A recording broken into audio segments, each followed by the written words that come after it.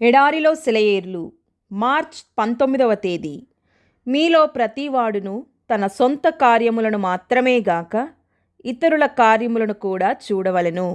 ఫిలిప్పీలకు రాసిన పత్రిక 2వ అధ్యాయము 4వ వచనం.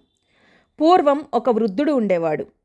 అతడు మైళ్ళ కొద్ది నడుచుకుంటూ వెళ్ళి గ్రామాలలో వయోవృద్ధులు అవిటివారు ఉపయోగించే గోడమెట్లకు మరమ్మత్తు చేస్తుండేవాడు. ప్రజలు అతన్ని మానసిక బలహీనుడని భావించారు.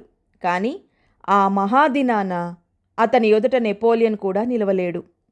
మన సోదరుని దారిలో ఉన్న అడ్డుబండను తొలగించడం, మెట్లెక్కుతున్న కుంటివానికి సాయపడ్డమే క్రీస్తు యేసు కలిగి ఉన్న మనస్సు ఏమిటో బయలుపరచడం.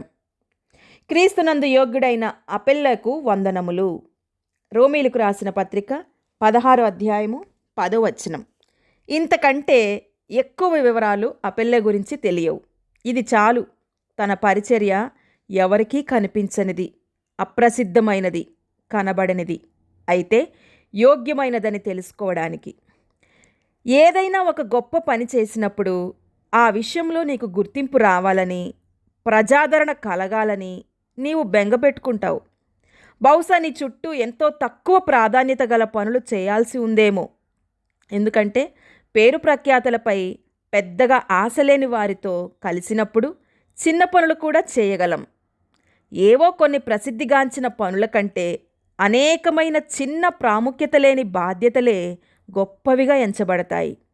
దేవుడు గొప్ప సంగతులను జరిగించాలని ఎంతగా ఆశిస్తాడో చిన్న పనుల విషయంలో కూడా అంతే శ్రద్ధ కలిగి ఉంటాడు.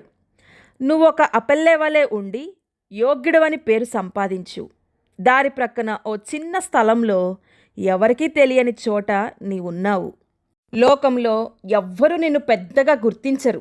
అయినా ప్రభు నీకు ఒక పని అప్పగించాడు గనుక ఆ పనికి నీవు సాయశక్తులా శ్రమించాలి. నువ్వు ఒక అపెల్లె వలె ఉండి యోగ్యుడవనిపించుకో. అనుదినం అనుక్షణం నేను చేయవలసింది చేయడం ద్వారా నన్నొక బంగారు కొండగా ఉండని, నా జీవితాన్ని సార్థకం చేయి.